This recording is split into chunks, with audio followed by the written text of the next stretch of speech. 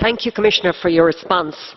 The figures on the gender pay gap and the pension gap are really a cause for huge concern. In my own country, Ireland, the gender pay gap is just over 14%.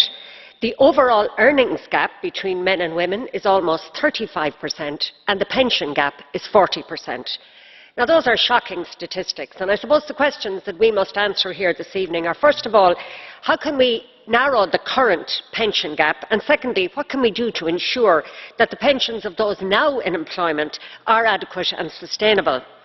I was very pleased to hear you mentioned a number of possible solutions. For example, you mentioned survivors' pensions, and you also mentioned the idea of minimum pensions or some kind of minimum income for those past retirement.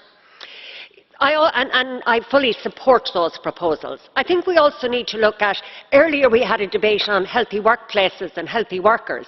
We need to ensure that we maintain those workplaces and promote good work-life balance and try and ensure flexible arrangements within working time so that if people want to stay on working longer, they can.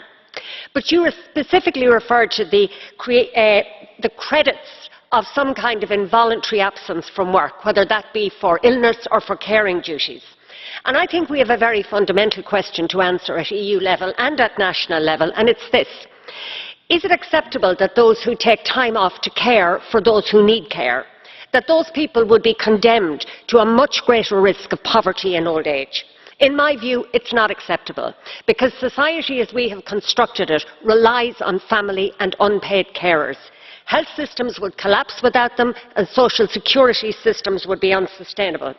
Therefore, as a society, we have to integrate caring responsibilities into our social security and pension systems. Thank you.